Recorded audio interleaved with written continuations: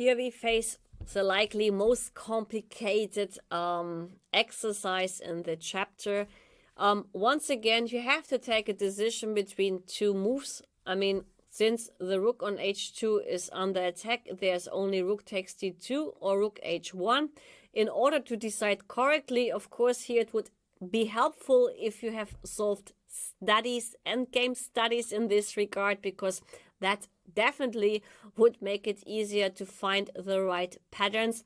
And once again, since we see that this is resulting in a pawn ending eventually, as the rooks will be exchanged and the bishop will sacrifice himself against the pawn, the opposition rules will once again be very important, as we have seen already in the previous example. So let's check out the options. Not many options, rook takes d2 or rook h1. Let's start with rook takes d2. Here Black has two choices to take, with the king or with the pawn. Easy actually already to see which choice is a better one. E takes d2 looks very well attractive, but the problem is now that we will have a race on the d file. The king will eventually be on the d file, so this is helping white. It means that after bishop h5, I don't really see a defense. You have to play d1, only logical move. I capture, and now I take on e7, and I will promote with a check.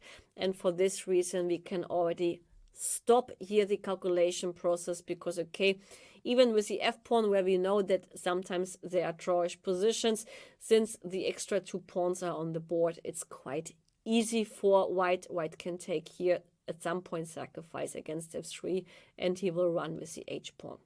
So that means e takes d2 we can easily rule out. So king takes d2 is the only logical move. Now e2 is a threat, so we only have bishop h5 is all forced. Now e2, we have to take and take.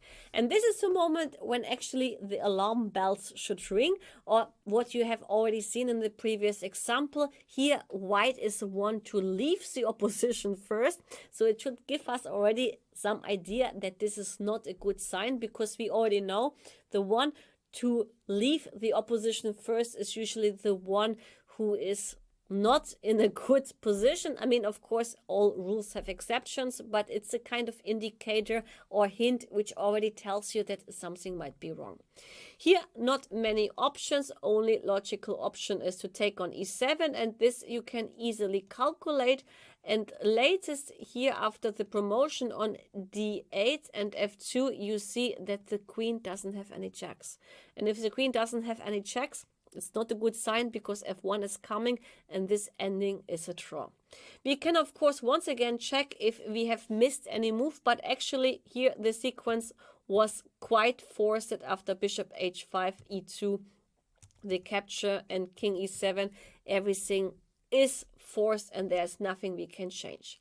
So that means rook takes d2 we can rule out. Now we have to, well, of course, consider the alternative, which is rook h1 check. And here, white, Black doesn't have a choice. He has to play rook d1, because if you play something like king b2, that makes no sense. The rook also can get behind the pawn, and you will never cause any troubles.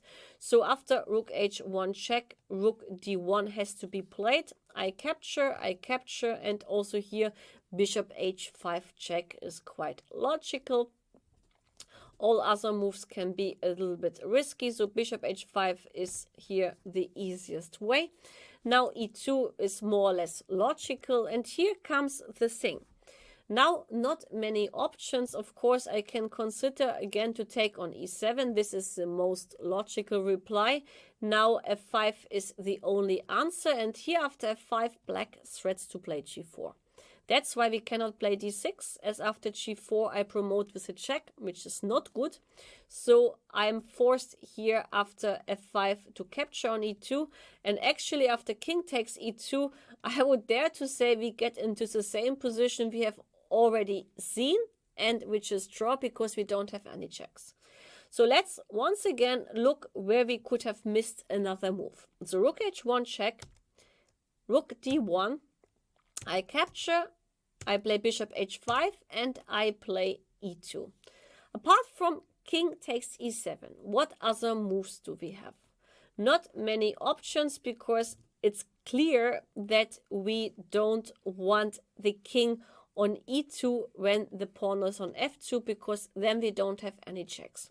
And here comes the funny part when you solve a lot of patterns, or when you remember the opposition rule. Apart from bishop takes e2, actually, or king takes e7, the only alternative here is to play king f5. And here after king f5, it's clear that black doesn't have any moves. He has to move with the king. So now we can capture on e2, and we win the opposition with king e6. And now black's king has to move, and he cannot stay or rest on the square, which is ideal for him, because the white square is not a dangerous square when once the queen on d8 promotes. So here, king e6, he has to move either king e3 or king e1. Doesn't really matter, because the result is the same. f5, for example, doesn't help, because I can take, and then g5 is also falling. So that's why, let's say king e3, I capture on e7. We do the same run, but here the crucial difference is I have the check on b6. And this is the game changer.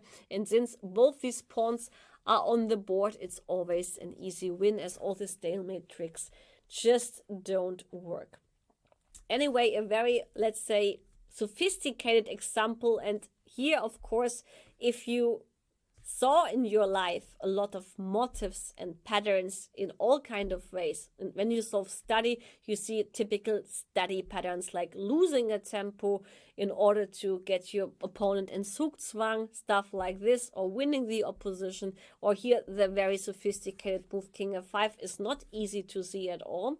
But yeah, knowledge helps in your decision process. So apart from, well, solving exercises in order to find the right decision, the main is to, well, learn a lot of motifs and to know, of course, also about the tactical indications. I mean, stuff like this is definitely helping to make your decision in life, not in life, but on the chessboard, a lot easier.